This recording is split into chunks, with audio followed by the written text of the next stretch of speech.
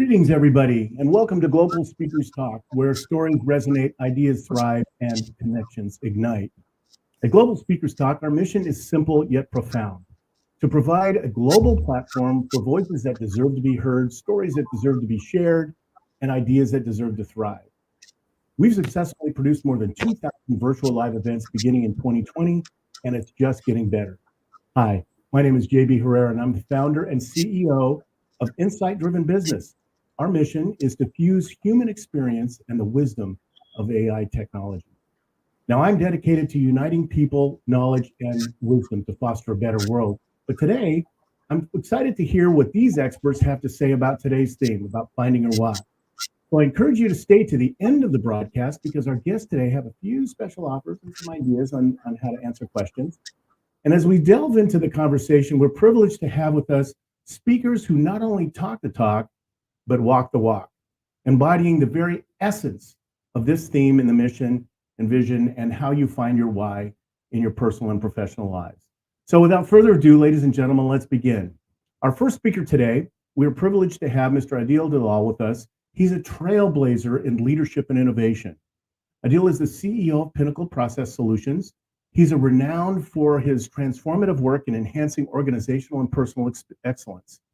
His dedication extends beyond the corporate realm into philanthropy, as evidenced by his role in co-founding Patriots for Our Heroes, aiding veterans in need. Adil's mission is to enhance the value of human potential and to optimize the performance of leaders, individuals, and organizations through his many innovations like Sensei Leadership, iLean technology, TrueLean, and other advanced technologies. He's an acclaimed author. He's written the 12 Pillars of Project Excellence and has been lauded with prestigious awards, including the 2015 ASQ Philip B. Crosby Medal. Now, his journey exemplifies the essence of why. So he's not only found his why, but he lives it every day, inspiring others to do the same. And as we delve into today's theme, let's draw from his and get inspired from his journey of purpose, innovation, and leadership. Please welcome Mr. Adil Dalal.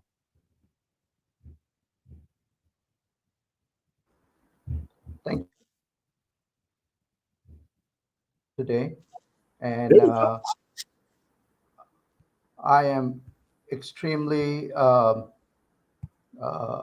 to be here. And give me 1 second till I upload my file, and we are set to go.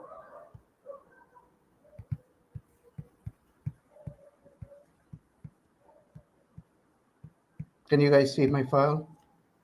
Nope, not yet. Okay, give me 1 second.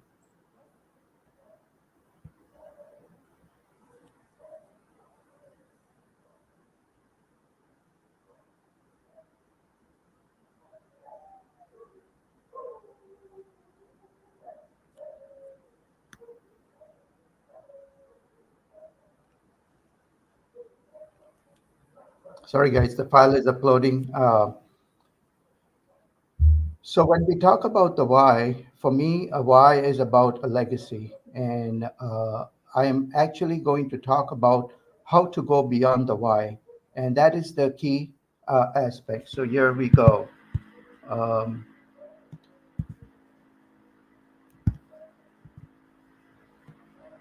can you see my screen? Not yet. Okay, hold on. Live broadcasting is always so wonderful. Yes, it's always fun, right?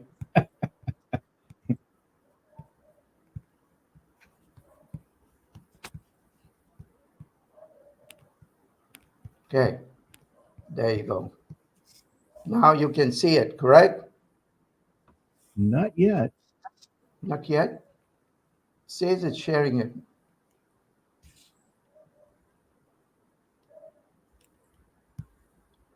Saying it's sharing the window.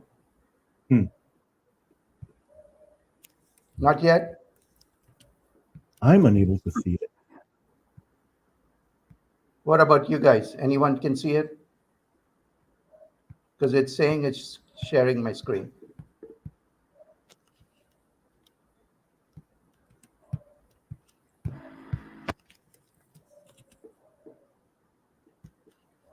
Can anyone see it, please? Nope. No? Okay, hold on. Technology is only wonderful when it Yes, works. sorry about that, We were guys. talking about that before the call started. Okay, now? Nope.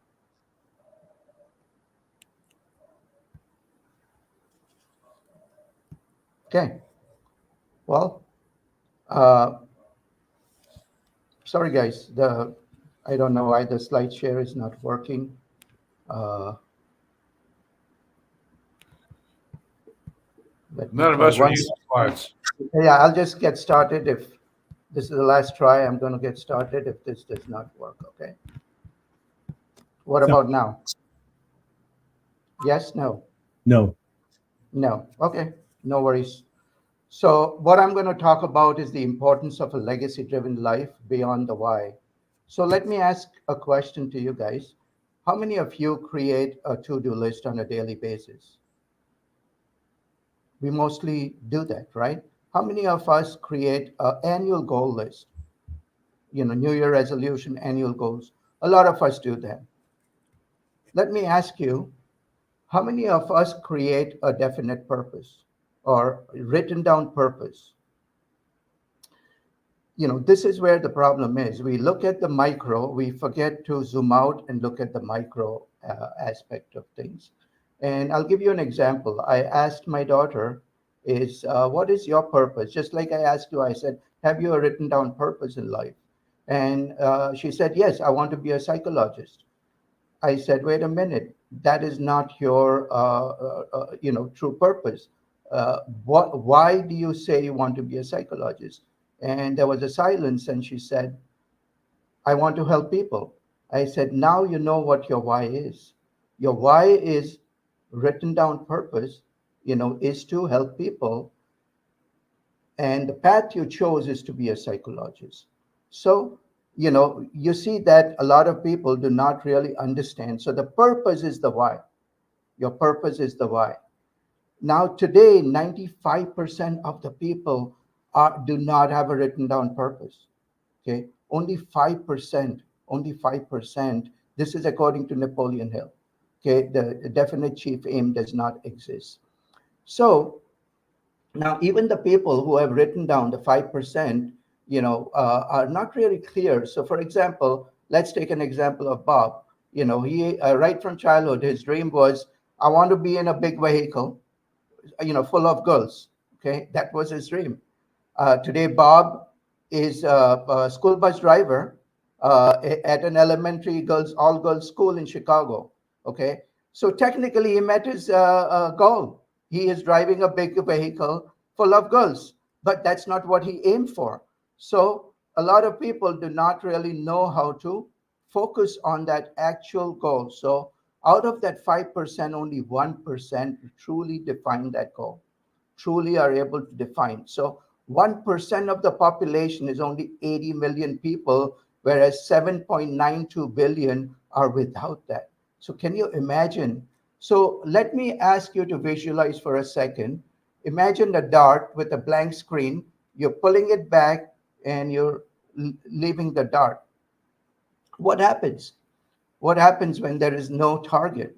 Okay, it can go anywhere. It can, you don't have a target to aim for. So basically, what is happening today with the 99% is some of them do not know where to go. They're at the crossroads. They're confused. Some of them hurt themselves. They hurt themselves, and worse still, some of them hurt others. This is why today, what we need is a target in life, the why in life, the purpose in life. And that why, when you take the arrow back and have a target and you shoot that, at least you are going to be somewhere on that target. Okay? You're going to be somewhere on the target. But is that enough? Is that changing the world? When you have your why, are you still changing the world? That is the question. Okay, let me tell you something that today there are more than 12 hotspots around the world where war can come out of the blue at any point. Correct? Literally, the world is on fire today. Okay, we have places where there is unrest, there is you know things which are going on which should not happen in a advanced world today. So basically, something is missing. Would you agree? There is something very big missing, and there is time for change. And this is the time, guys. This is the time. It's time for change. So we need to go beyond the why. Beyond the why. Where is that? How can you define something which is beyond the why? Let me give you a story. There was a young immigrant attorney who was traveling by first class in South Africa, and he was asked to leave that compartment to make way for a European gentleman. This is in the apartheid times, and of course there was pain for this gentleman. He was an attorney. He was well, educated, and but he did not blame anyone. He did not blame the system. He did not blame the government. But within him, something changed. So I think you guys have guessed who that person is. That was none other than Mohandas Karamchand Gandhi. Okay. So what he did was he took that pain which was within that and he converted it into a legacy. He changed the entire, became the father of a nation. He became a Mahatma. Mahatma means a really wise soul. Okay. And he changed the nature of the entire land of India. And not only that, he inspired people towards the concept of ahimsa, which is non-violence, and he brought down the entire mighty British Empire. So, what is beyond the why? Beyond the why is a legacy, guys. Beyond the why is the legacy. So, basically, what Gandhi said is be the change that you wish to see in the world. That is a very wise statement because we need to take that personal, charge of our lives and say, I am going to make that change. And he found his true north that way. Okay. So this is a very important statement. Purpose versus legacy. A purpose gives direction to the life of some. Okay. A purpose gives direction to the life of some. A legacy provides a blueprint to transform generations to come. Okay. So a legacy is much beyond your own lifespan. It is something which will give back for generations to come.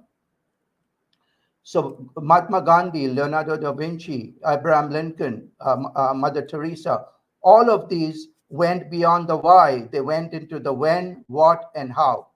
That is their legacy. That became their true north. So today, 10 raised to minus 6%, which is 0.000006 or 0.001, that is the percentage of the people or 800 people around the planet approximately that truly know how to live a legacy. And when they hit that target,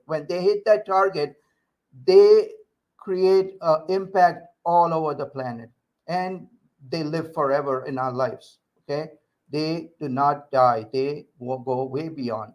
So there are three master keys I want to talk to you about. How these, the very few individuals create a legacy. Are you interested in that? I hope you are because it's very important. So, master key number one. Why have they been able to create the legacy? Number one is they've asked themselves a very important question. Why have I been born as a human being? What makes me so special? Do you know that there are 8.7 million creatures, different, species on this planet? Okay. Why have you? Now ask yourself, why have I been born as a human being? Do you know that human beings have three brains? You probably didn't know that, or if you knew, you didn't know the functions.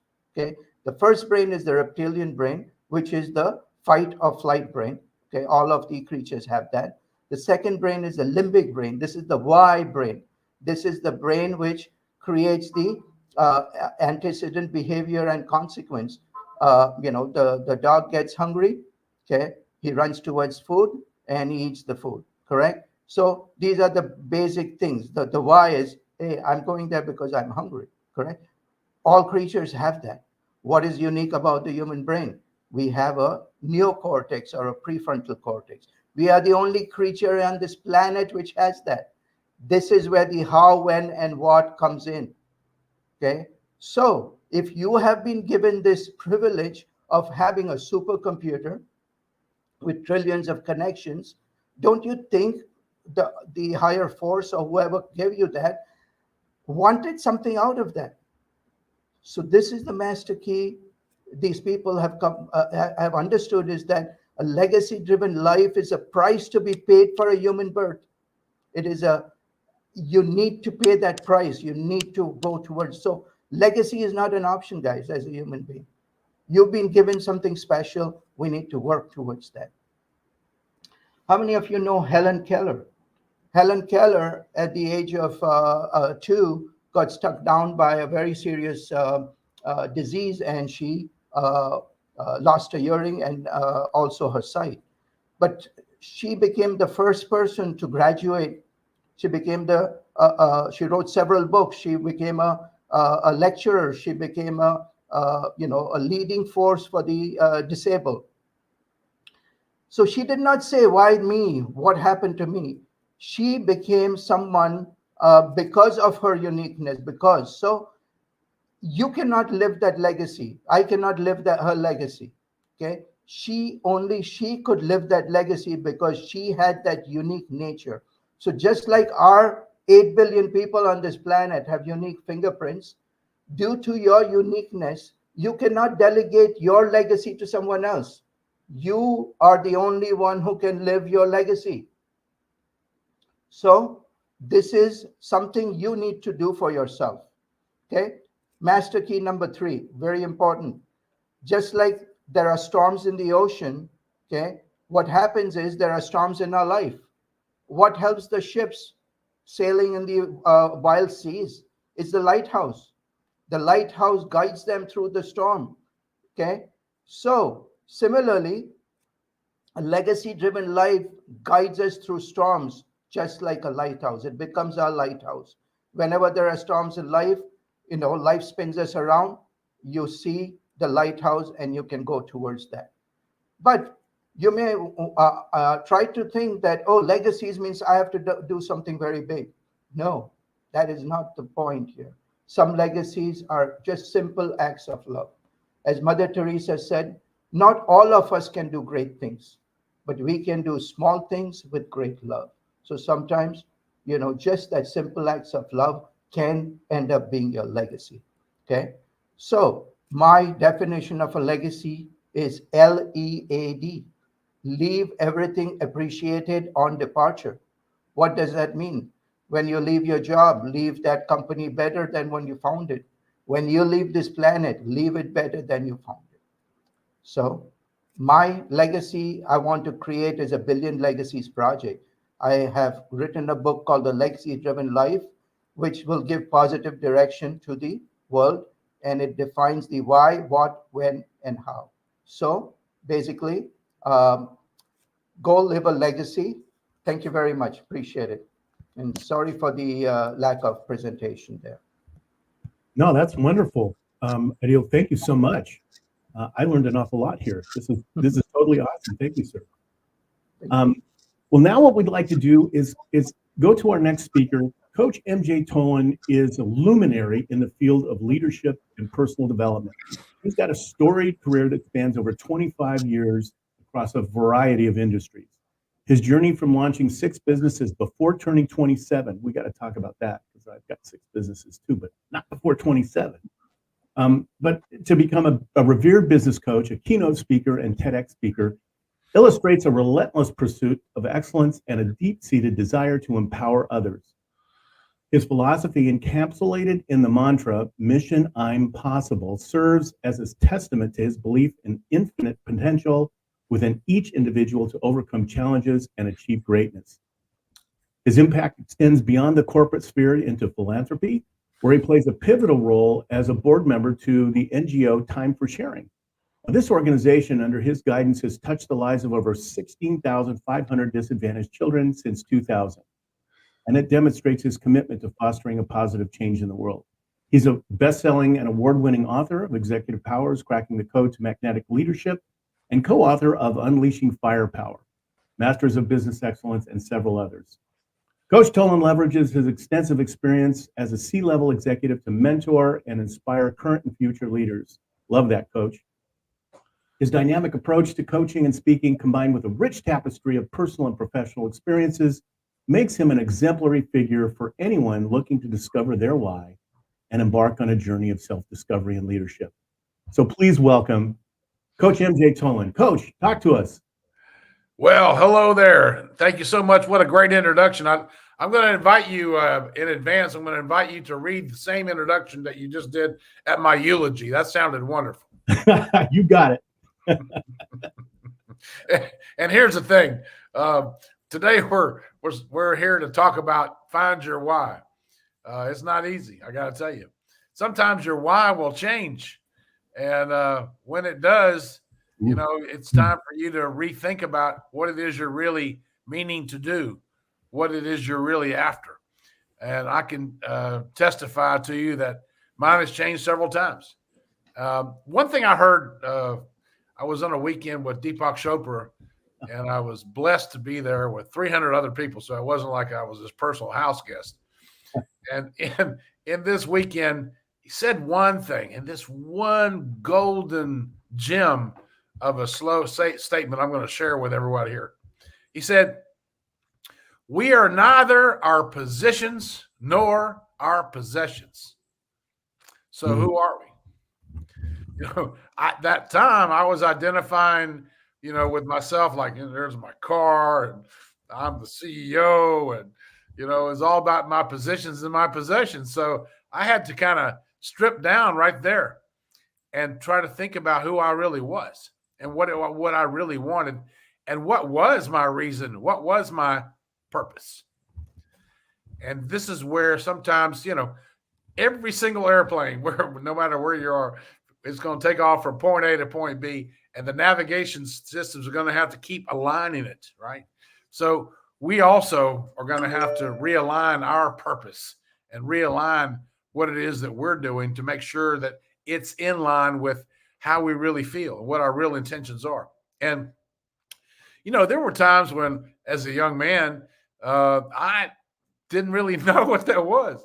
And it's okay, because I was taught that, you know, if I'll go lay in bed when I'm going to sleep and just kind of put into my subconscious, you know, right before I sleep, so I want to know what my why is. I want to know what my purpose is. And that's okay. That's not a exercise I would tell anybody not to do. It's a great one, because eventually you're calling yourself out. It's so easy to get lost in the illusion of life. You know, when we look at TV or social media, you know, that's not real. And we sometimes identify with some of it, and our mind starts to believe that some of that might be true. None of it is. The only thing that's true is that, well, if you woke up this morning and you took a breath, you're alive. And guess what? That's where I'd start. I'd start with gratitude. Gratitude is probably the best cocktail you can make for yourself and for those people around you. And I cannot endorse it enough. You know, there's been times where I've been angry, upset, disappointed, you know, all those negative emotions that don't do anybody any good, especially yourself. And finding that pouring gratitude onto that is like pouring honey into tea. It just sweetens it all. And it gives an opportunity for you to really touch base with your heart. One of the exercises I was able to do with Deepak Chopra at that particular seminar I'm talking about many years ago, because we were all there learning primordial meditation. Now, I'm a country boy. What was I going to do with primordial meditation? But I wanted to find out. I wanted to find out what it was like. And so we did a deep breathing exercise, and we all sat for about 15 minutes in silence, and we connected to our heart, and we thought about people that we really loved and we really cherished, and we connected with them, and we just built that feeling up and let those feelings then charge our heart. And that was the trying to connect that gratitude energy that we all have. We all have that ability. Sometimes we don't want to see it because we're too upset because sometimes life just doesn't seem fair, but that's okay. Stay with me here. So we took that energy in our heart, and then he said, okay, let it fall all the way down to your arm and push it into your finger. So we did that. We were doing this guided imagery. We did that. And then he said, okay, now fire that finger into your other hand as if it's a laser beam. And all of us experienced heat on the other side of that. And it was just one of the most surreal experiences I've ever had. And it showed me the power of love, the power of gratitude, and how we can get out of our own way. Because let me tell you, folks, we sure can get out of our own. If we can get out of our own way, we can get a lot done. Of course, there's something standing in our way most of the time. And for me, all my life, it's been ego. Oh, yeah. Mr. Pride jumps up. Oh, look at me. Well, look what I've done. I've done this, and I've done that, and I've done that. And, the universe will slap you. It'll say, shut your mouth. You got some more things to learn. And that's where finding your purpose comes back. Let's get back on track to that, because it's the purpose that we have in life that will give us the momentum, those magical words. Why are you getting out of bed? Why are you going to work? Why are you writing a book? Why are you helping that other person? Why are you doing any of this? And what does it mean to you? What does it mean to you? How valuable is that? So I'll share, you mentioned about our philanthropic organization. I'll give you a little bit of insight as to why, right? It's not that I'm a good guy or anything. That has nothing to do with it. But we were childless for 8 years, my wife and I, and we were getting ready to adopt. And when we found out that we're going to have twins, I looked the doctor in the eye.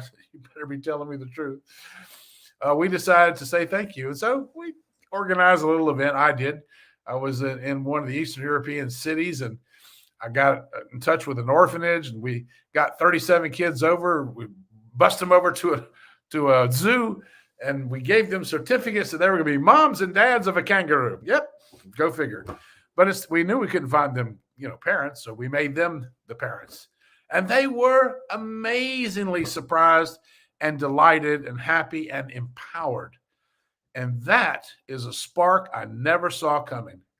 I never saw it coming. I never imagined in a million years. I didn't draw it out on a business plan. It was just miraculous and magical. And from that, serendipitously, without having any plan at all, we thought we'd just do another one and another one and another one. And before you knew it, about 2-3 years into this, I had my own business, different countries. Before we knew it, we had a full-blown charity going on. Of course, the only thing is different about our charity is we were raising fund for kids that matter, not funds. We didn't want to collect money. We funded it ourselves as a family. Obviously, we were blessed to be able to do that, and we're happy to give. But here's what I learned in that is that my why changed. First, I was saying, thank you for the kids, because we're blessed with twins, and they're 23 years old today. They'll be 24. I just celebrated their birthday with our Time for Sharing annual charity events out in Asia. Did 3 events out there. But the real reason is that the why changed. I didn't have any idea what was happening, but I found out that there's a power, and the power is in service. And that's why we do it. That's why I do it. That's what drives me. That's my why. Because, it sounds nice, like he did this for those people. Forget it. I'm doing it for me. Because the most empowering thing you can do is to give of yourself to someone else selflessly. I can't explain it. There's no monetary advantage to it. You're not going to be on Oprah because of it. It's nothing like that. But there's just a superpower that it exudes from the opportunity to be able to give and to serve. And so it is with that our organization continues to survive, and we share time with children that matter. I had just had an incredible medical journey myself, and I was trying to explain this medical journey to someone recently, and I said, well, just imagine you've never been to an automatic car wash. Automatic car wash, for those of you internationally who maybe you've seen it on television. You place your car onto almost like a little train track, and it pulls it through. And as it does, brushes start coming at it, and water sprays, and soap comes from nowhere, and big mops come on top of your windscreen. So all this happens as it pulls it through, and just one knock after another knock after another knock. You have no idea that there is a light at the end of the tunnel. That was my medical journey. So as I'm getting ready to get to the other side of this, I said to someone, I said, you know what? My purpose is going to be, when I get out of here, when I get out of this hospital, I'm saying, I'm going to go to the Philippines, and I'm going to work with kids who have cancer also. And I'm going to find them in the hospital. I'm going to dress up like Santa Claus in October, and I'm going to bring the ho, ho, ho. And lo and behold, I was so determined, because it was July and there was no real green light from my medical team that I was going to get out anytime soon. But I did. And I was so driven, because I like what the doctor said before me. It's a North Star for you. When you have that lighthouse, when you have that North Star, you have a goal, you have your focus is there. And that's what pulled me in because I knew I was going to be able to not think about me anymore. I'm done with that. I want to go over there and cheer those kids up. And that service, that commitment to service, that joy of service, that laughter in service, you can't buy that. You can't buy it anywhere in the world. So, that's just a little part of my story. And I don't want to talk about business accomplishments. That's not what this is about. And I don't want to talk about, personal accolades. No, that's not what this is really about. But I can tell you this, that when you ask yourself, why am I here? What is it that I really, really, really would like to do? You might not come up with it. You might not. But throughout your journey, somehow in life, if you find something that really, really, really turns you on, then you go, wow, that's really amazing. You're close. And I would say, take a step back, just stand there and see what that is. See, something is calling you. Yeah, it's the universe. And it's calling out to you, and it's telling you, hey, you know what? This could be for you. And so throughout all of my career and through all the wonderful experiences I've had to uplift others. And of course, that's a big part of my purpose, really, is to uplift others, whether they're sick or they're well, whether they want to change careers or not, whatever that is. I'm hoping that my purpose is, I'm hoping that I can share my Mission I'm Possible message with them. And the Mission I'm Possible message is pretty simple. The Mission I'm Possible message, I kind of got inspired by Brian Tracy, who taught me years ago this statement, that if it's to be, it's up to me.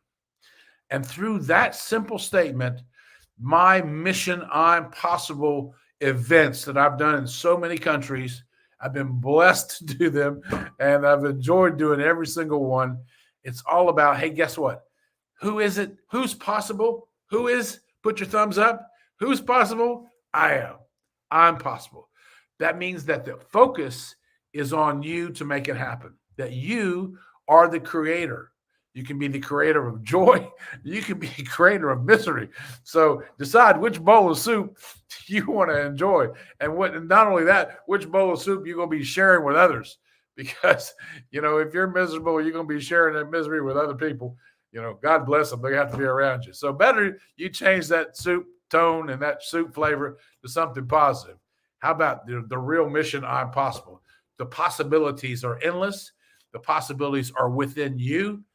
And I certainly can't recommend it enough. When you find out that at the end of the day, serving people is a lot more in line with the universe and with my purpose anyway than anything else, I highly recommend it. So I invite you all to join me on your journey to be Mission I'm Possible. Thank you. Sweet. That's awesome. Coach, you're amazing. That's a great story. And I wanted to just kind of highlight one thing is before we move on. We are neither our positions or possessions. That's great. What a great quote there. Thank you so much, Coach. Really appreciate it. And please, to the rest of our audience, I want you to remain on the line here.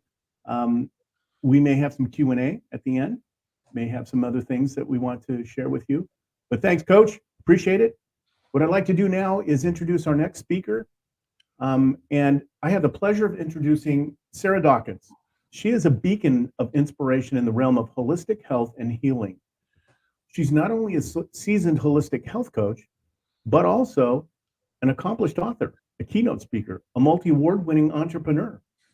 Her journey in healthcare spans over 2 decades, beginning with a solid foundation as a registered nurse, where she was dedicated 20 years to traditional medical practice. Now, her passion, however, is for empowering individuals to take charge of their health, and it shines through in her work, where she emphasizes natural healing and reducing dependency on medications. I love this, Sarah. This is totally awesome.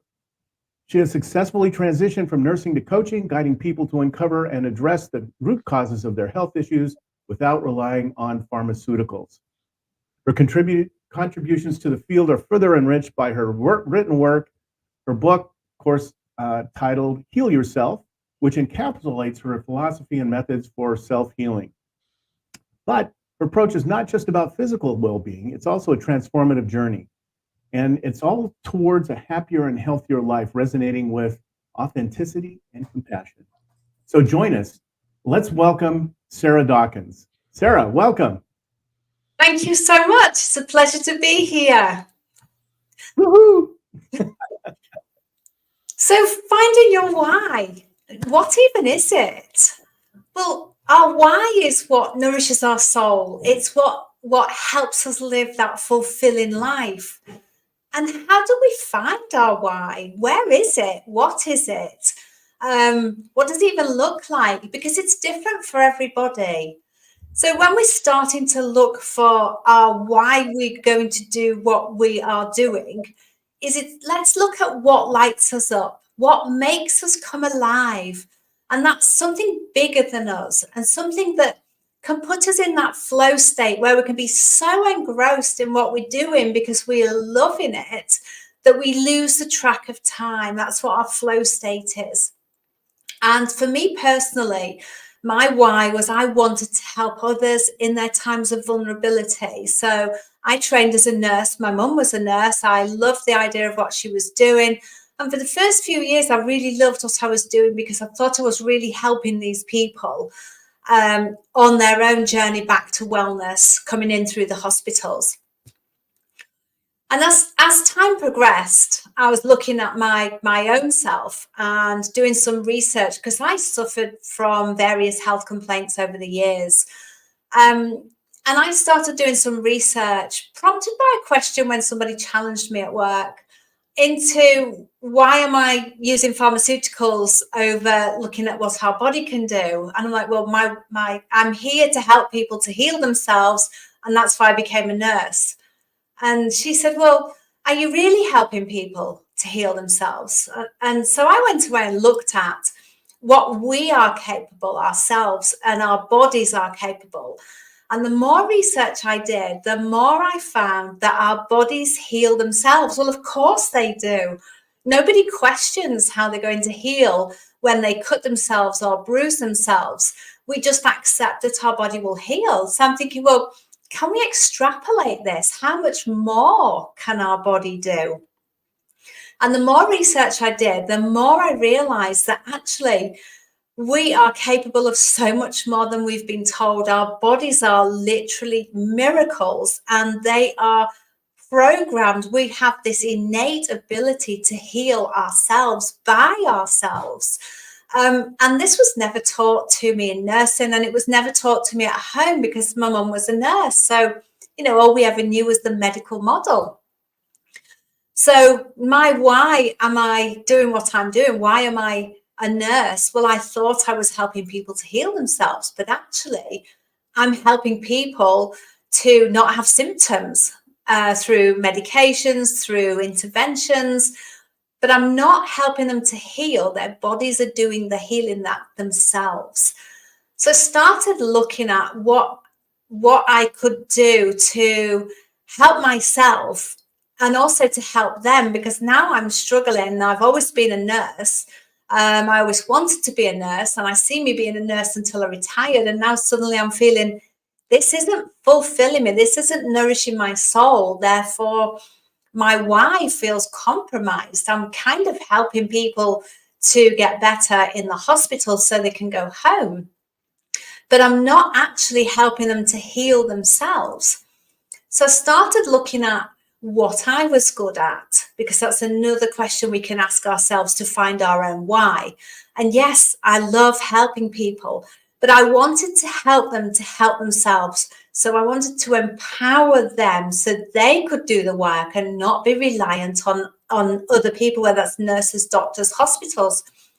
So my passion, although I was still wanting to help people, changed from wanting to help them in a hospital setting with medications to now wanting to help them to help themselves on their own journey. And as I started to heal conditions like autoimmune, I healed 3 autoimmune diseases, and we're told autoimmune we can't heal. I also ended up in a deep, dark depression with suicidal thoughts because of this conflict. You know, I wanted to be a nurse, and here I am realizing it's not fulfilling me anymore. I feel partly that it's covering some of my why, but it's not really what it's all about anymore.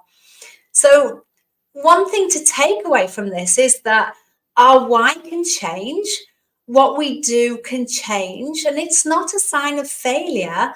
It's a sign that we are growing and evolving. And as we overcome challenges, we will grow and evolve further. And our why can change, as was mentioned previously. So I still wanted to help others, but the way I was doing it is now changing. From being a nurse, I went and trained to be a coach. And then I surrendered my license as a nurse because I didn't feel able to uphold the my place in the register by living within that medical model. So I'm still wanting to help people, but now I'm wanting to help them to help themselves. I'm not just wanting them to help them to get out of hospital and feel better. So as we change and evolve, what we're doing can also change and evolve. Our why can stay the same, but it can also change. So it changed to I want to help people to get better in the hospital to I want to help people to get better by themselves and help them to do the work necessary. So it's about understanding and say there's no failure, there's only growth and lessons. As we learn more, we can do more. As we know better, we can do better. So another question to ask yourself when you're looking for your why is, how can you add value and what problem are you solving? So first of all, I thought I was helping people in the hospital, and then I realized I wasn't. I was helping them only to get out of hospital and not have symptoms, but not heal from the root cause of their ailments. So the problem I'm now solving is I'm helping people to understand why they've manifested these symptoms or these diagnoses from the doctor in their body, and find why they would need to manifest those symptoms. So look at what is the message coming from their body behind their symptoms. And in doing so, it's a case of I just talk to my clients and get them to tell me what they think is important in events in their life, starting from way back in their childhood, because our childhood massively affects our adult life, whether we know it or not, whether we think we've hidden something or dealt with it or tried to forget it, it still spills out into our life. So in what problem am I solving? I'm now solving the problem, or helping the client solve the problem, should I say, of why have they become sick? Why have they developed these symptoms? Why have they been given this diagnosis? What is underneath that? So in helping people to help themselves, I'm now empowering that person and nourishing my soul, because I am seeing direct results from these people healing themselves without pharmaceuticals. So as I have done, and my experience in my own healing journey, as well as being a registered nurse for 20 years, feeds into or gives them the information. I have all of that knowledge, that holistic knowledge, if you like, and I can help them on their own journey. And healing isn't just taking a pill and relieving the symptoms. That's just symptom relief. Healing is healing. It means we have healed the root cause of why the symptoms evolved, so that they can no longer evolve, because we've healed whatever caused them to show up in our body. And another question when we're looking for our why is, how are we measuring our own success? Because we've got to be able to measure something to be able to see if we're good at it, or we need to tweak it or do some more work. And there's different ways of looking at success. Are you looking at it in financial terms? When I make X amount of money, I consider myself successful. Or in my case, am I nourishing my soul? Am I doing my soul's work, if you like? Am I working from my heart, and doing things that really make me feel good? And for me, yes, absolutely. This is the work I should be doing to help people to help themselves, not just to help people to get out of hospital. So when we're looking at motivation, why do we do what we do? Because it nourishes our soul, it fills us up, and we can set goals based on what it is that's nourishing our soul and motivating us, so that we can see our own progress moving forwards. And having that purpose in life, setting those goals and understanding our whys, helps us to live a longer and healthier life. And not only that, we can develop a resilience from it. So finding our why is about our own purpose in life. So just to recap, it can change as we change and grow and evolve, and new information comes in, or we see somebody doing something, or we learn something somewhere else. When we know better, as I said, we can do better. So because I'd healed myself and I started to help others to heal themselves, I decided to write a book about it to help other people across the world who I can't reach to help themselves. And my book, Heal Yourself, was born. And it was about my own healing journey, healing all the conditions that some of which doctors said can't be healed, what I did and how I did it. And I reached out on social media and found 74 other people who also wanted to share their own healing journeys. So we've all written what we did and how we did it and what we've healed, to help others to see that it is possible. Because as Joe Dispenza says, paraphrased, if we see one person doing what we think is impossible, then we can change our limiting beliefs that something is now possible, because we've witnessed that. So that was the idea behind my book, to show people that they can heal themselves. They don't have to be stuck within that medical model. As the doctor gives a diagnosis, we tend to take on board that diagnosis as gospel, and with that comes a set of beliefs, and with that comes the doctor's prediction for how the disease will progress through the future. But do we need to believe that? Or can we check back in with our body and find out why the doctor said that? Well, the doctor said that because that's what their training involves. They're taught to link symptoms together, give it a name as a diagnosis, and link a drug to that. So instead of accepting that as gospel truth, can we come back within ourselves and say, why did my body need to produce these symptoms, or all of these symptoms, or this pain that the doctor's now given a diagnosis? And if we can step outside of that diagnosis and let go of the doctor's predictions of how our life will pan out, and decide for ourselves that we can heal ourselves, because our belief is key to healing. If we believe we can heal, we will have a better chance than if we don't believe we can heal. So if we come back into ourselves and say, why did these symptoms manifest? What is it trying to tell me? And then work with that. And as I say, working with a coach is much easier because the coach can ask the questions that you wouldn't like to ask yourself, or you might even not think of asking yourself. So once we can understand why our body needs to produce all these symptoms, we can understand where they came from, what the root cause is, and heal from that. So in finding your why in what you are doing, what is it that nourishes your soul? What is it that lights you up? Why do you want to do what you want to do? You have to be able to answer all these questions to find your why. Otherwise, as was mentioned earlier, you can just flip from one thing to another and not really understand what it is that you want in your life. So finding your why is really important. And I hope that helps. Wow, that's wonderful, Sarah. That's great information. Thank you. The questions that you asked, when we come back at the end, I'd really love for you to kind of go through some of those really deep questions if you have a little bit of time. I think that's wonderful.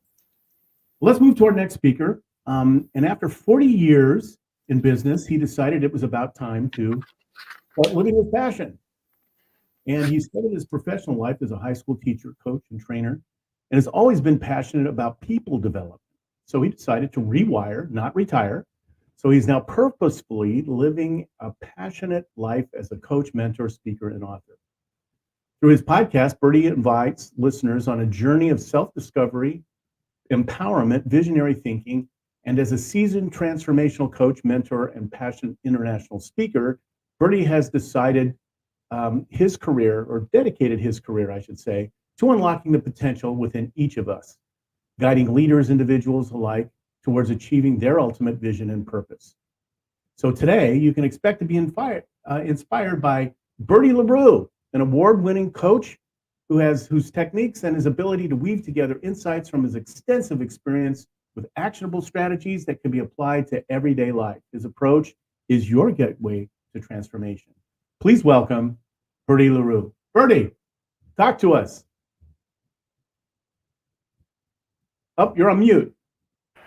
I must just get, okay, there we go. Good. Yes, good day to you. And yes, I am extremely welcome and glad to be here eventually. I had some gremlins, but so be it. You know, the why question has always been part of my life.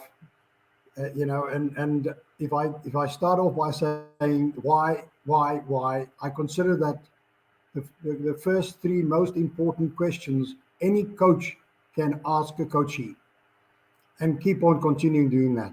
And as a grandfather and as a father, you know, the why question ended up being quite a dreaded question, because our children kept us busy by asking that, and eventually, like all full-blooded parents, we would say to them, because I say so.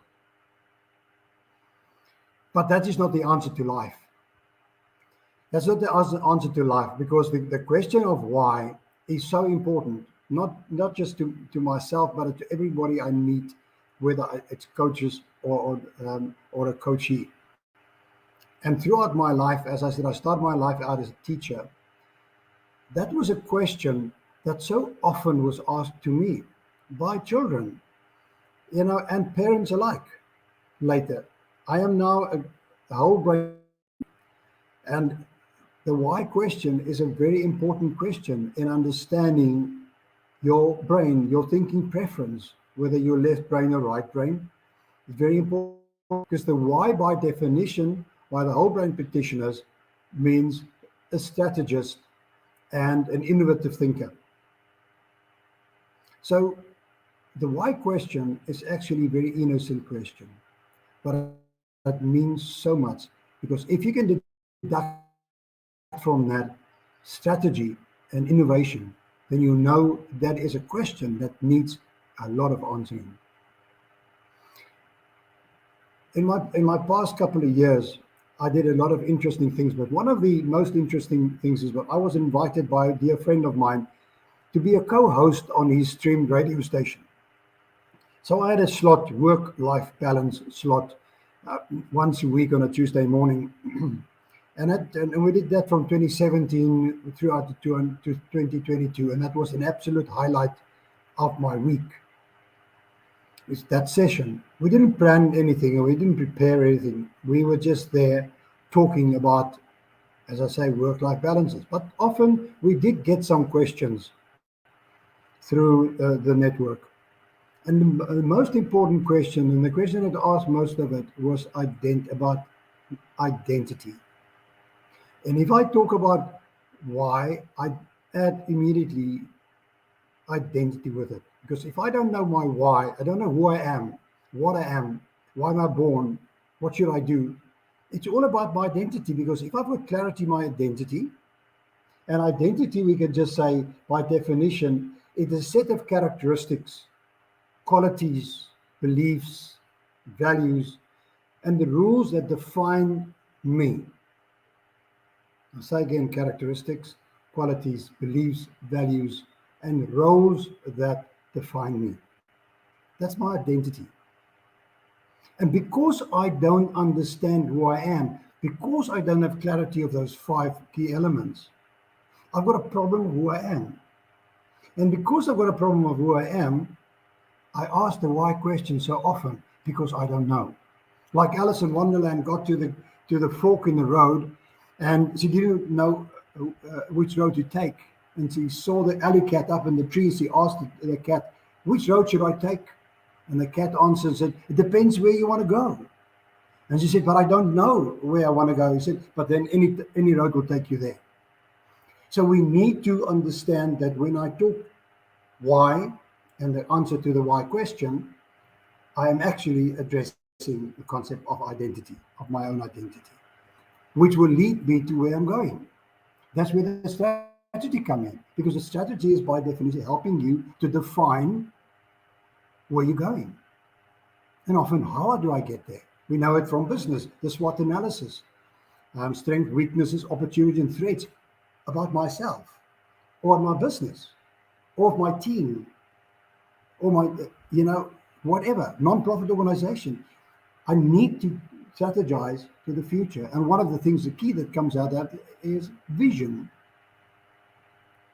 And vision will help me to strategize to an end state and around an end state. And it took me a long time to get a definition of a vision, because I often speak about that to teams, and I struggle to find a definition. I mostly find definitions of visions out of the Bible, for example. So I created my own. It's an imagined reflection of a perceived future. Imagined reflection of a perceived future, mine or that of my business. And the why question is tested against that. If I ask the why question, it needs an end state, it needs a future. I need to be able to help you to answer that question with a future state in mind, who you are. And I think the biggest challenge we got, and that's why we got so many of them on the radio, is struggling with identity, because we had sources in identity. Influences from bullying, because both the bully and those that been bullied suffers an identity crisis. We need to help. So what do we do to respond and to get answers to that question? As we start looking at others to find out what is good, what is great, what's perfection. And that leads, in my experience, to even greater problems, because we tend to then dream and wish to be somebody else. And we all know that doesn't help that I try to be like somebody else, because I will never be like that person, because that position already taken. You'll only be a second best. And if you think you can create out of yourself perfection by taking bits and pieces of everybody that you see that's perfection, then you're also failing, because the only perfect person has been my God. Your God has been perfection by definition, I, as a human being, cannot be. And the problem that I then find with children, and I've done many leadership camps with kids, then I would look at them when they get to those camps, and they have all these little groups of kids, and they want to sleep together, they want to sit at the same table together, eat and learn from the same table and at the same table. And as I go through this process of helping them with finding their why, because I'm saying, why do I do what I do the way I do it? That's the biggest answer to my why. And if I understand that, I will understand why you do what you do the way you do it. And then both of us is an understanding of our individual roles, which is key and is very important. Then I would see those groups during the course of this program that I run, they start breaking up. Because the individuals in there start understanding themselves and start looking at why they joined this group, why they're part of this group. And they start finding their own identity, what they are personally all about. And every time it's excited me that the kids go away, and I'm talking kids, I'm talking students, later year of school, last 2-3 years of schooling. They go away from those camps with an answer to their why question. Because during the course of that, we did some educational learning in the morning and experiential learnings in the afternoon, so they can work through matters that we discussed with them, and they can experience it, and then they get the answers to themselves and give it to themselves and say, why? Why am I question? Why am I part of this? Why am I doing this? And if I take myself in terms of the why question, I was about 55 years old when it dawned on me at that late stage of my life that I was still trying to find my father's acceptance. So I was living a life trying to satisfy my father's why question, not mine. I was living his dreams. And that is probably one of the biggest challenges that I find when I deal with parents and troubled kids. That I find that parents live their futures through their kids. And with all due respect, they create a very bad foundation in those kids, because most of the kids doesn't want to live the parents' lives, but they don't realize that. Until the parents realize that they are really honestly pushing their kids too hard in the wrong direction, and things go wrong, and then they blame everybody else but themselves. They should have asked themselves the why question. Why are they doing this? For the kids' sake? In the interest of the kids? Or social acceptance of the family, of the parents? Or because the parents missed out in certain achievements in their personal lives? And I can draw that through to companies as well. In my 40-odd years in business, the same thing happened to business. And the troubled times we're in now, even since COVID, has forced us to have these hybrid lives. Part of us is in the office, part of us is in the home office, and part of us is in the home itself. We're struggling to work out who we are in different situations and at different times of day. We too are struggling with the why question. And I think the why question will always be with us. And we'll always have to live with that why question. And I can conclude by saying that when I talk about all of this, and I talk about me as a brain practitioner, a whole brain practitioner, and finding the answers so often for parents in really who and what their kids is. What is their thinking preference? Are they left brain and the right brain? because it makes an enormous difference on how they approach even the same simple question as why, and how you as a parent explain that to them. In other words, speak their language. Because if they're left brain, they are facts and figures orientated, very little emotion. And if they are right brain, it's all about emotion. It's all about people. It's all about music, colors, and so forth. So if we as a parent communicate with them, even answer the question, and as an employer, and for that matter, as a coach, it's important that we are able to speak the language of the person that asked the question. Because our answer should resonate with them in their language of the thinking preference. Sure. So I conclude, and I say thanks very much for the opportunity. This is a subject that covers so much. I conclude with two statements. I think I see a co-presenter, Dr. Dalan, spoke about the lighthouse. In one of the sessions that I had on that esteemed radio station, I actually did it here where I'm not so far away from where I physically sit now. I did that from a dune next to the ocean. And as I was preparing for this talk, it dawned on me that I'm looking over the expansive ocean and saw even my own life and experiences as being an invisible little boat on this enormous ocean.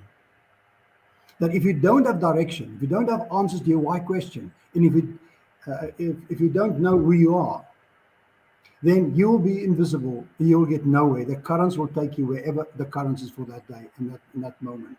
So we need to get that clarity, otherwise we're invisible. And unfortunately, so many of us, so many of the children and the kids we work with, and even employees, is invisible because they haven't found out the answer to the right question. Okay. Wow, so that's great. I was sitting there looking at that invisible, and I looked over my right hand shoulder and I saw the lighthouse. And I said, that's the definition of invincibility. That's where I want to go, because the storms, doesn't matter what. The lighthouse has been there. This one here in Cape Agulhas, southernmost tip of Africa, has been there for 177 years. And they're still in the same place doing exactly the same thing, guiding us and teaching us the definition of invincibility. Because if my ship want to be invincible, I must look at even the invincible lighthouse. I conclude by saying, I start off with the definition of identity. I want to share with you the definition of authentic identity. Is the genuine and true sense of self, free from external expectations and societal pressures. Free from external expectations and societal pressures. Unfortunately, influences us every day, and we need to have clarity to go on. Thanks once again, and God be with you all. Thank you, Bertie. That was awesome. I think some of the key concepts, the one thing that I took away is imagine through reflection of a perceived future. And I'm really looking forward to hearing more and seeing more about your philosophy and how you apply that in your. Thanks very much. Appreciate it. For our final speaker for today's summit, the pleasure of introducing a distinguished guest, James Burnham, a maestro in the realm of performance coaching and a catalyst for creating high-performance teams. But he's not just a coach. He's a transformative figure who has dedicated his career to helping organizations achieve what was once seemed impossible. He's got a master's in business and over a decade of experience as a business coach and leadership consultant, and has worked with a diverse range of clients and small businesses to Fortune 500. But at the core of his approach lies a proprietary system designed to cultivate emotional intelligence. And that's what we're going to really, I think, hear about today. And that's, James combines modern technology with his coaching and training to help individuals track and enhance their emotional intelligence as a critical factor in the success of high performance. So, as we explore the insights and experience of Mr. Burnham, we aim to uncover the secrets behind forging teams, behind how you can improve yourself that are not only effective, but extraordinary. So join us as we discuss the nuances of performance, the pivotal role of emotional intelligence, and the intricate dynamics of high performance teams with a master of the craft, James G. Burnham. James, welcome. Thank you very much, JB. I appreciate the lead up. That's a better. you said more about me than I expected, but I appreciate that. And I'm really excited to speak on this topic today. The finding your why has been a search that I have gone through in my life for many, many years. And I'll tell you what my why is. And I use Simon Sinek. I believe that Simon Sinek, he is the founder of Finding Your Why. He did a TED Talk many years ago on your why. And it was so compelling. It's one of the most watched TED Talks ever. So if you haven't seen it, you should check it out. And he talks about the fact that if you start with why, everything else gets easier because you're starting from the core reasoning, the core drive within yourself.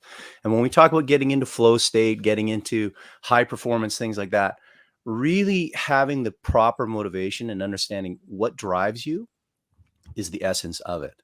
So my why, I went through this process. Simon Sinek has a handbook that you can use and you can go through this process. And I've done it with teams. I actually use this constantly when I'm coaching businesses, because you can in fact begin to filter out those that you would do business with and those that you won't, just by knowing your why.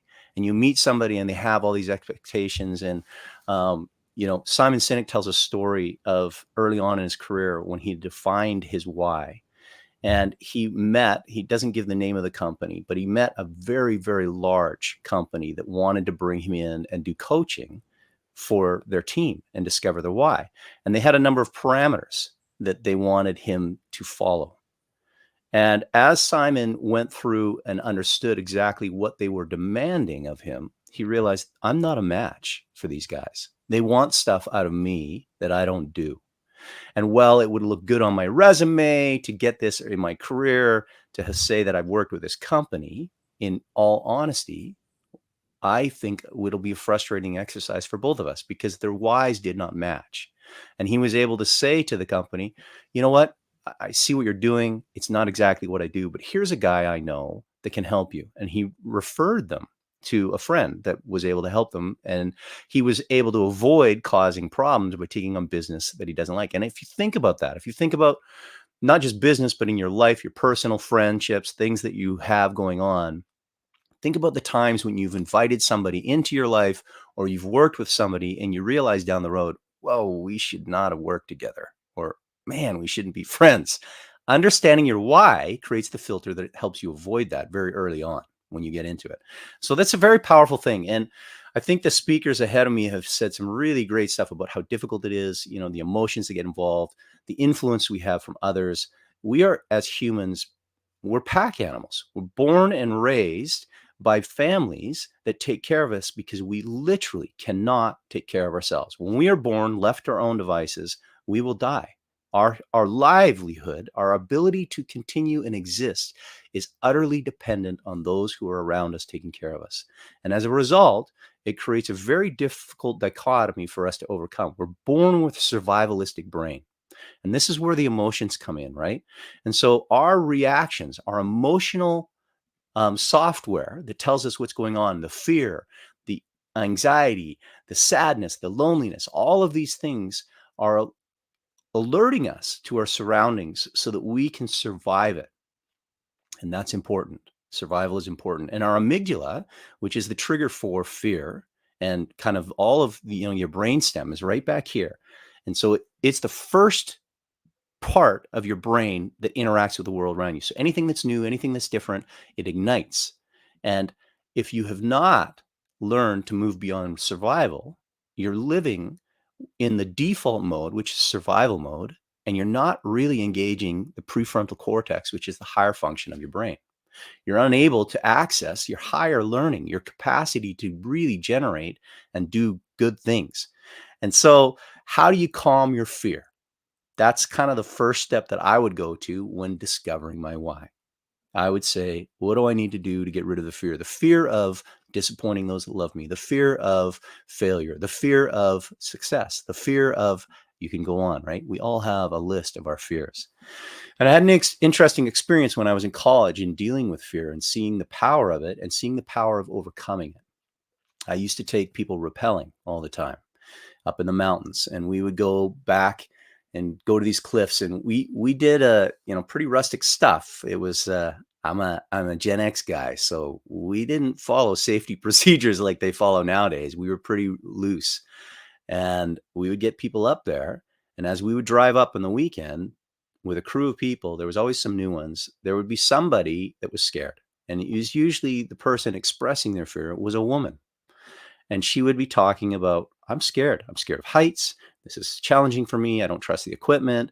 She might even cry, right? She might cry on the way up there because it's overwhelming. We're going to drop off a cliff on a piece of rope. And there would always be, not always, but very frequently be another person. And it was almost always a man. In fact, I can't remember a time when it wasn't a man. And he would be talking very boldly, bragging. I love this kind of stuff. I'm an adrenaline junkie. Really, I just have no fears. And just the bravado of what this guy would be saying would be just kind of hilarious watching, just trying to say, hey, I'm good at this. And then we'd get to the top of the mountain and we would help the woman that was struggling. And we'd say, hey, it's okay. It's okay to be scared. This is a scary thing. And the equipment's good. And we'll show you how to do everything. We want you to just come. And if you don't want to go, you don't have to. It's fine to back out. But just come and check it out. And if you want to go, we'll help you. And almost always, that woman would end up rappelling down a cliff for the first time through great fear. Great fear. So a real act of bravery, and love it. Absolutely love it. And then the man who had been talking so bold almost always would fake an injury. Oh, I threw my back out coming up, or say he's feeling sick, some reason, get out of going. Or he'd end up going. And I can't tell you how many times I ended up rappelling down parallel to this person that was stuck on the cliff, weeping with fear, saying, why did I do this? I'm so scared. And so overcome with fear that this experience that was meant to be enjoyable was now an utter catastrophe and something that was terrifying for this person. And so we would go down and take this person down, and we would never see that man again. And I tell you this for two reasons. One, we overcome our fears by the help of others. It's most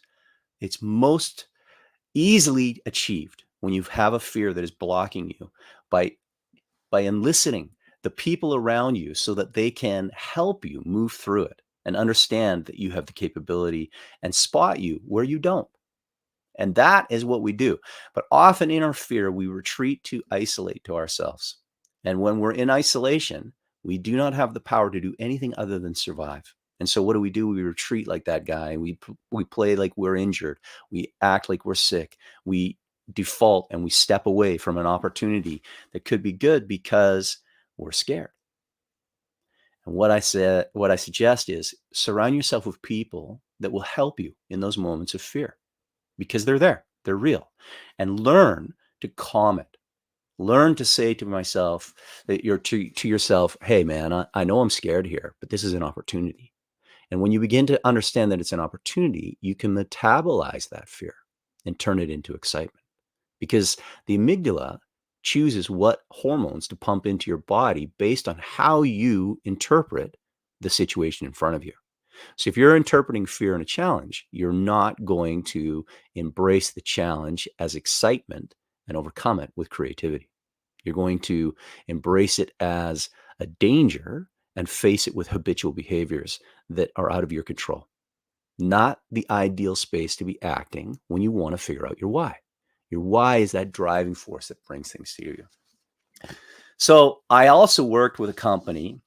I'll give you an example of what the why does.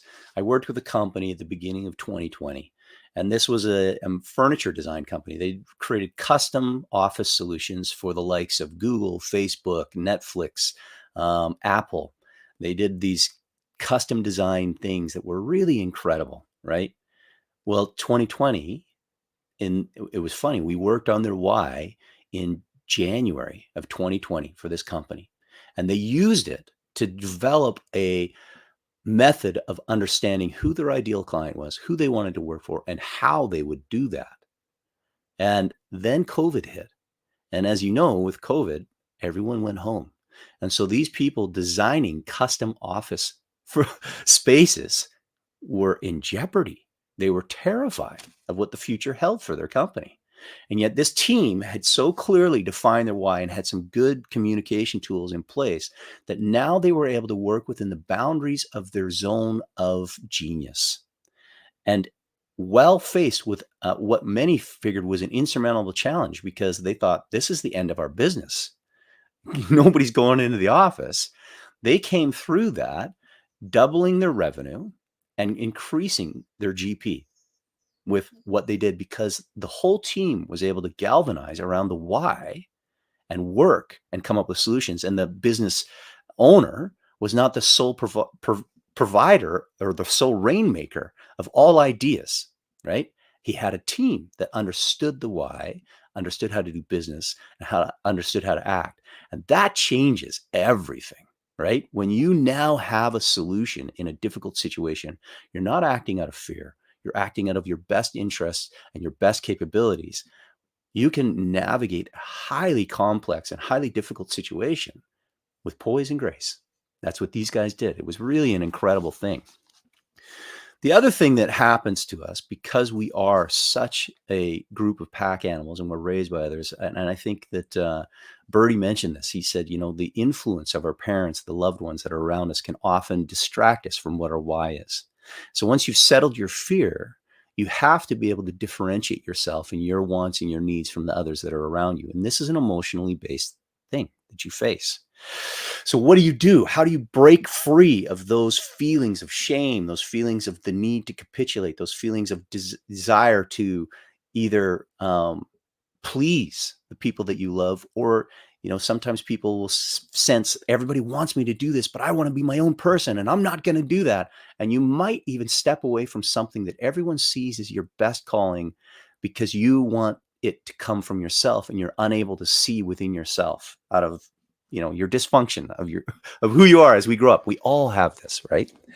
And so the thing with this is, when you can learn to hold what's good within yourself, separate from what everybody else is telling you, when you can really hold it, then you begin to understand how to do this. And I think the difficult part of learning to really build up your why and step into your zone of genius is the fact that we as a society kind of suppress our emotional beliefs, and we don't want to seem braggadocious. We don't want to seem out of line. We don't even want to really be noticed when it comes to big groups of people. We want to kind of sit and fit in the normal, because if your head pops up, you could get whacked, whack-a-mole kind of idea, right? And so we hide who we are from ourselves and from others. And the way to get past that is, first of all, listen to your internal dialogue. What do you say to yourself when you're in trouble? What are the words that you use? Are they kind? Are they supportive? Are they helpful? Or are you berating yourself into performance? You worthless piece of crap. I can't believe you did that. You're such an idiot. You've got to do better. If you don't do better, I'm going to tear you down, right? That is, sadly, the type of dialogue that most people carry within their minds, is a berating, self-flagellating, mean person whipping you into shape. And that is not the way to find your why. You first must offer yourself compassion. Be kind to yourself. Treat yourself like you would treat a child that you love.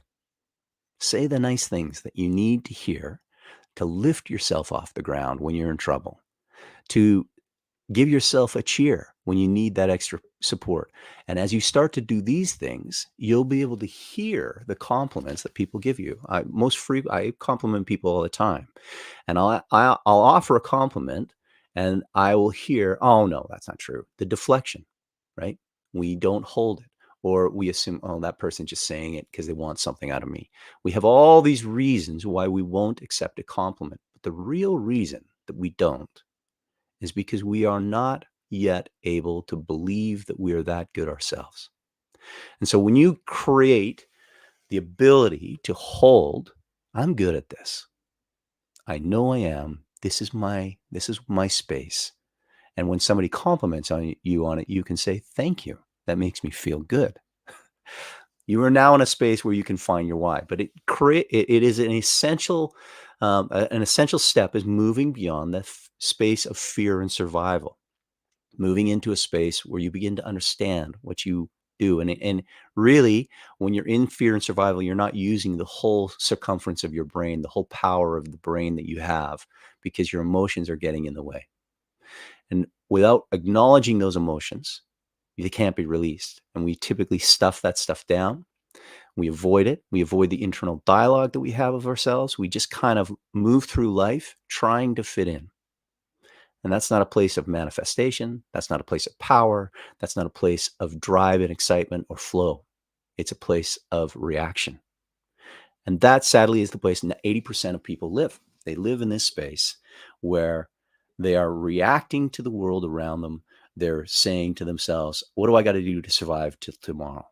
Whereas when you're living in the place of your why, you have a guiding compass in front of you and a rudder to drive you toward that place that you want to go.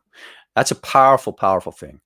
I would recommend, if you haven't done it, to really delve into this, finding out what your why is. It took me several years to get to where I wanted to know, where I was able to even articulate what my why was, because I was so caught up in all the things that I've mentioned, and the fear, the need to fit in, all of that stuff, that it was very hard for me to separate what I believed and what I wanted from what I thought others expected of me. So if that's the place you're in, you got some work to do, and that's okay. Because Harvard did a study a number of years ago, and they said they asked people if they knew their emotional palette, they knew what they're feeling, what's going on, and 95% of people believe that they know what's up. They're like, yeah, I know how I'm feeling. I know if I'm angry. I know if I'm sad. I know if I'm feeling good. That's what people believe. The truth is that only about 10% of people actually know their emotional state. Isn't that incredible?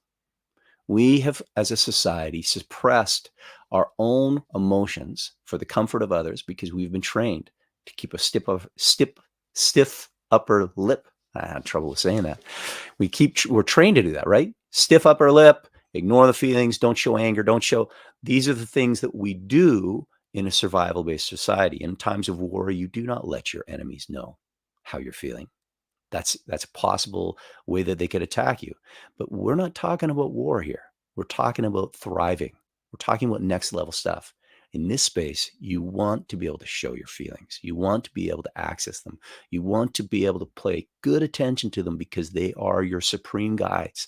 They're your first level of sense of what's going on. And suppressing them is like choosing to be blind, or choosing to be deaf, or have no sense of smell or touch.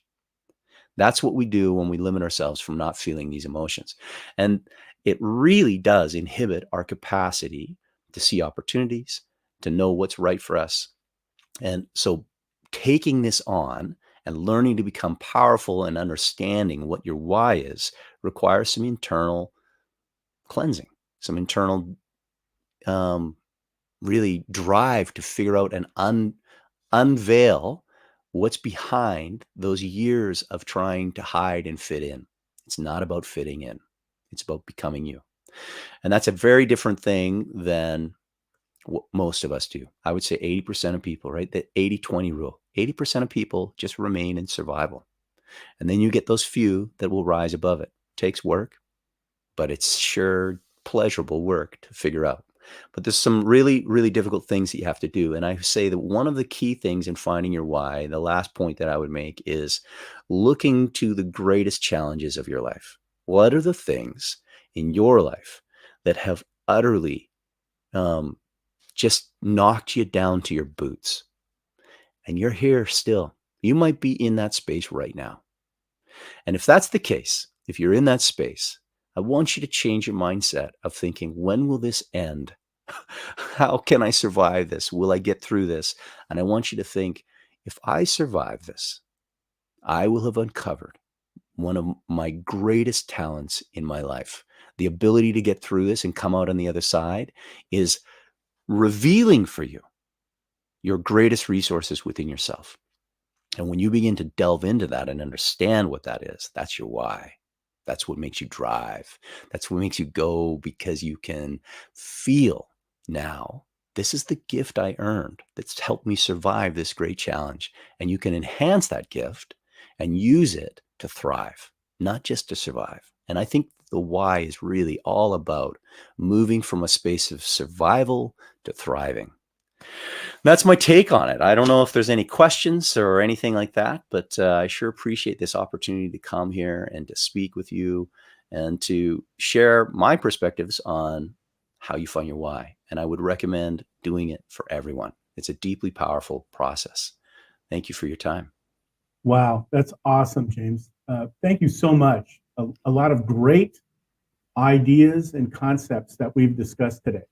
So as we come to the end of our Find Your Why Summit, I hope that each and every one of you has gained valuable insights and tools to help you discover and embrace your true purpose. We've heard from speakers who shared their own journeys of finding their own why and how it shaped their lives and their careers. They demonstrated that when you have a clear sense of purpose, you're able to overcome obstacles, make difficult decisions, and pursue your growth and your goals with unwavering conviction. But I want to caution you on one thing, and I know that James was talking about this, and so did some of our other speakers, that finding your why is not a one-time event. It's a lifelong journey of self-discovery and growth. It requires you to be honest with yourself, to listen to your intuition, to be willing to step outside of your comfort zone. It means surrounding yourself with people who support and challenge you, and be open to new experiences and perspectives. So, thank you for being part of this transformative experience today. May you continue to discover and embrace your future with purpose, and may it guide you towards a life of meaning, fulfillment, and impact. Thank you very much for being here. Thank you to our speakers. Make your day, make your life your masterpiece. Thanks very much. Thank you.